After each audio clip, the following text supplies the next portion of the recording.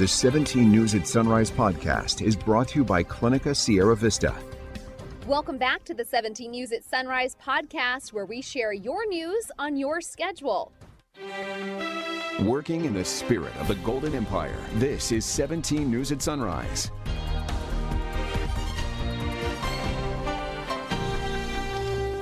Good morning to you here at 5 a.m. on a Friday morning. I'm Maddie Jansen alongside Alex Fisher. 5:03 is our time now, and an investigation continues into a shooting that happened on the 58 last night that left one person dead. The eastbound 58 was closed between the 99 and MLK Junior Boulevard until early this morning. The shooting happened around 6:30 last night. This is video of the scene shortly after the shooting. CHP got a report of a vehicle that had crashed into the center divider on eastbound 58 just east of Union Avenue. And when they checked on the driver, they noticed the driver had been shot and killed. At this time, there is no known motive. What we know right now is that, or the suspect information, is a potential silver or tan compact vehicle that fled the scene at a high rate of speed eastbound on Highway 58, exited at MLK Boulevard, and then from there went unknown location. Anyone with information on the shooting is asked to call the CHP at 396-6600. You can also remain anonymous by calling 396-3666. Your time now is 5:04. The man who styled himself as a modern-day boogeyman, according to prosecutors, has been convicted of second-degree murder in the death of Bakersfield 3-member Micah Holsenbake. The jury deliberated for 3 days before reaching their verdict yesterday in the trial that started more than a month ago, but in a case that's haunted Bakersfield for 4 years now. Matthew Richard Queen, not guilty of felony to wit, first-degree murder of Micah Holsenbake. Matthew Queen found not guilty of first-degree murder, but instead convicted on the lesser charge of second-degree murder of Micah Holsenbake. The jury found Queen not guilty of torture and kidnapping in connection with Micah's death, prompting an audible gasp from the audience. But for Micah's family, the conviction is enough to help them sleep at night. The story's not over, but this chapter is, so it's time to get our lives back a little bit. Yeah. Prosecutors said Queen and Bailey Despot tortured and killed Micah over a stolen gun, then dismembered his body in March of 2018.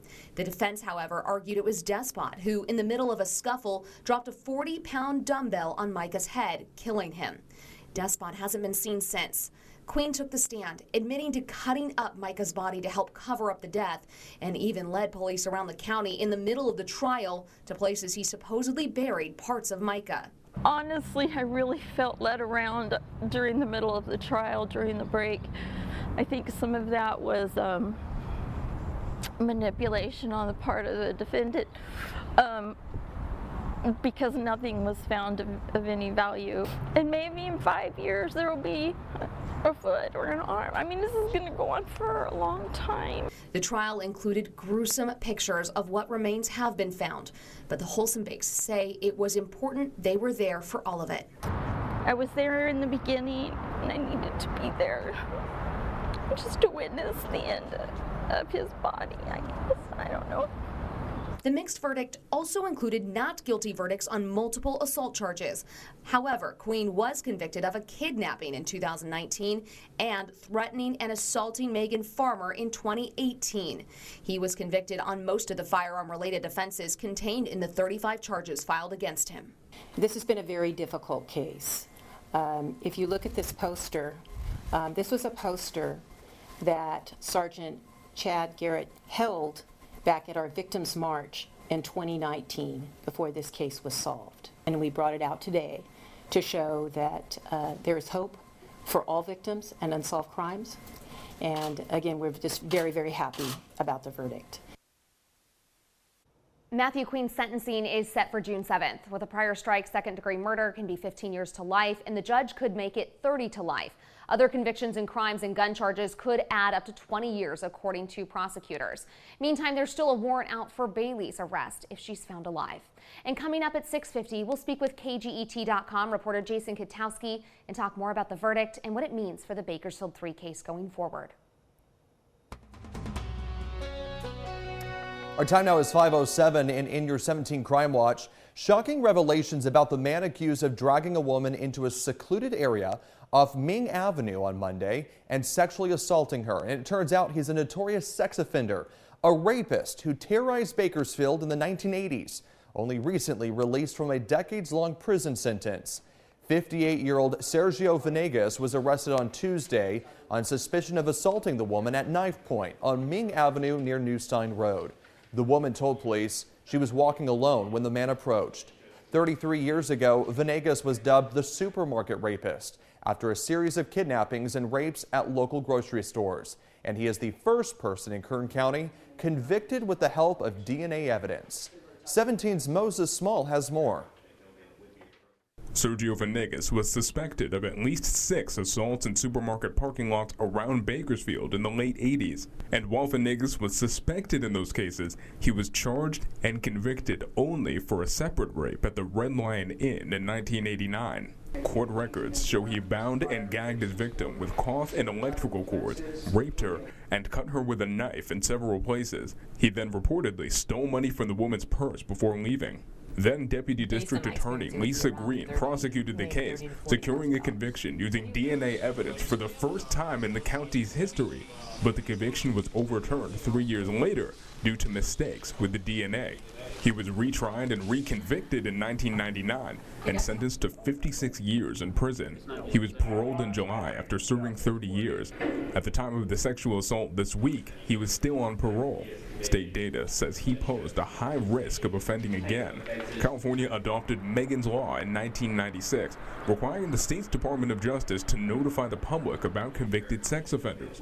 The Megan's Law website uses risk assessment charts to determine how likely a sex offender is to strike again. They look at factors like a person's age, prior convictions, traits of victims, and ages when released from prison. Venegas' profile shows he earned a score of 5 out of 12 on one test, which the state says is an above-average risk to reoffend. On another, Venegas scored a shocking 29 out of 30, placing him among the highest-risk sex offenders. Venegas had his first court hearing Thursday afternoon.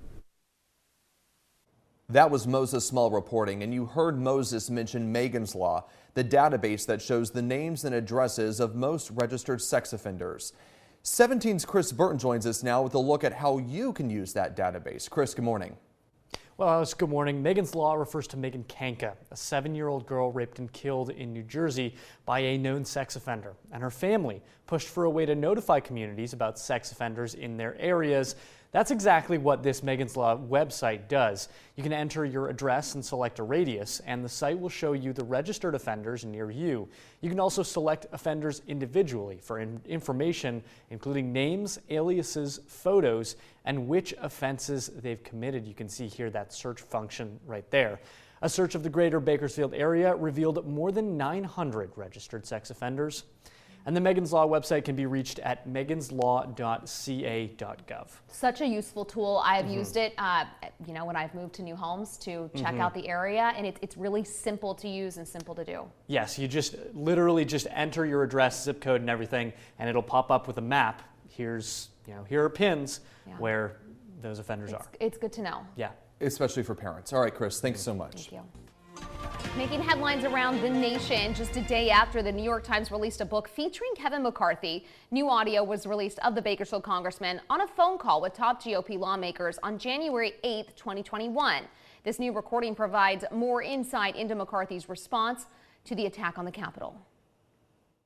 Look, what the president did is atrocious and totally wrong. From the standpoint, you're 12 days away.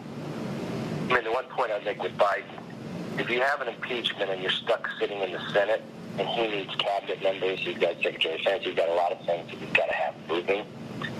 And if you think from a perspective, you put everything else away, this country is very, very divided. I do think the impeachment divides the nation further and continues to divide even greater.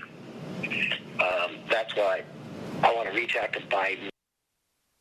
As you just heard, McCarthy said on the phone call he wanted to talk to Biden, mentioning there were 12 days until he would be inaugurated. McCarthy also said that he thought impeaching former President Trump would further divide the nation, which is consistent with what he said publicly on the House floor a week after the attack. In that same recorded phone call, he also asked an aide about using the 25th Amendment to remove President Trump from office.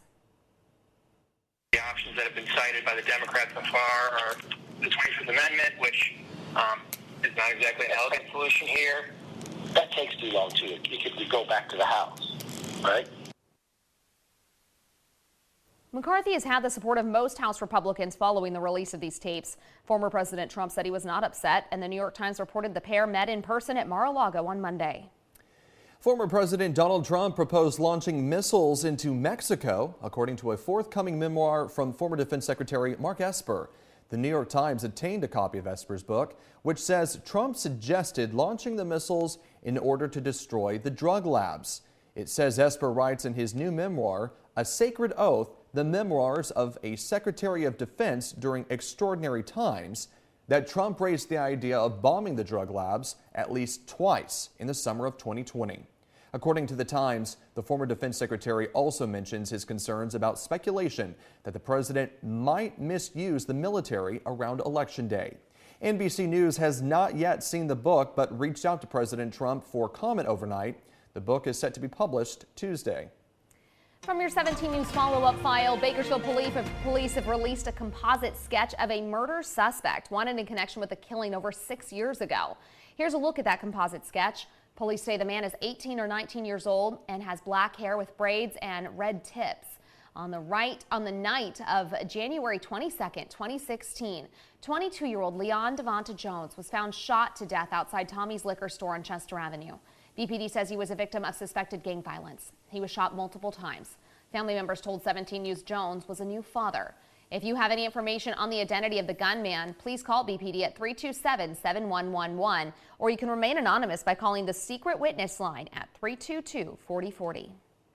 Bakersfield police have identified the driver suspected in a deadly hit-and-run crash this week in southwest Bakersfield. The crash happened Tuesday night around 8:45 on Ming Avenue near Pinion Springs Circle. According to police, 31-year-old Eric Miles was driving an SUV that crashed with a Jeep. 2 people were inside the Jeep. The driver was killed. Officials say Miles is wanted for vehicular manslaughter, a probation violation, and driving on a suspended license for a prior DUI.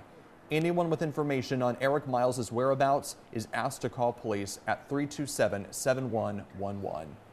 A fast-moving fire destroyed at least one structure in Oildale overnight. Thick black smoke could be seen for miles from the fire on Roberts Lane near Airport Drive.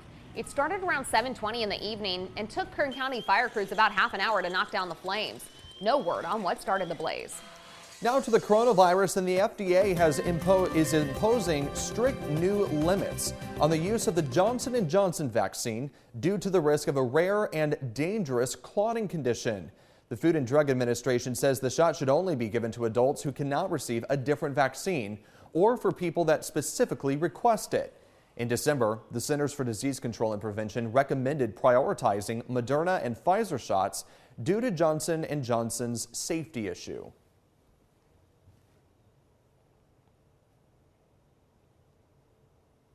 Meantime, Kern County's honor flight returned home last night.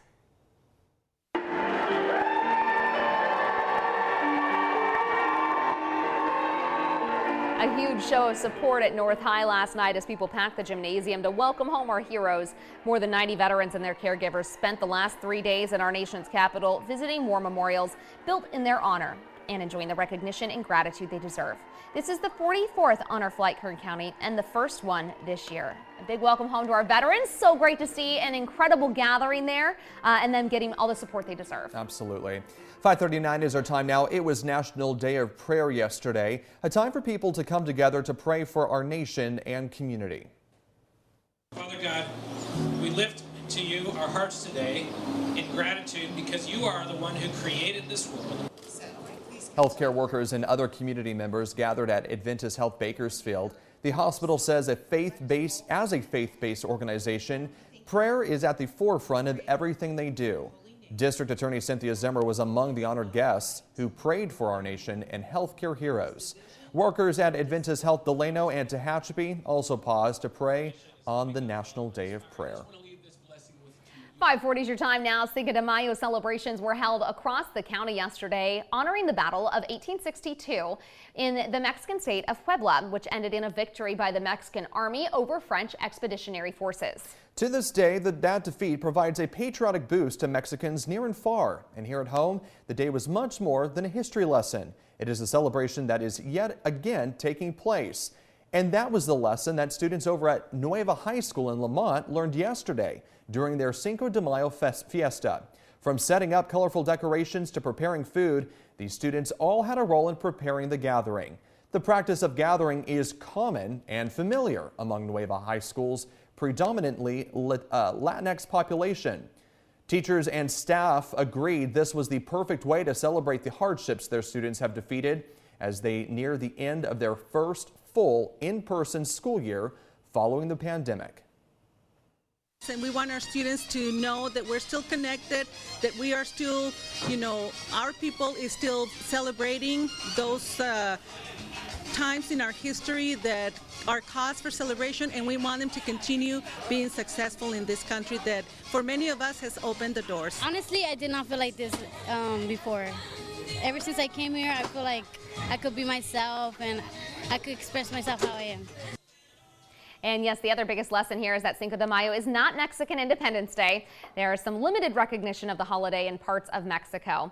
In the U.S., Cinco de Mayo has evolved into a holiday celebrating Mexican heritage. We all celebrated yesterday outside with some tacos and some delicious food and music, so that was a lot of fun. Yeah, our general manager, Derek Jeffrey, was able to treat us all to some very delicious tacos. They were good. Very, very good. I know some people who went back for fifths. I won't mention names. Working in the spirit of the Golden Empire, this is 17 News at Sunrise.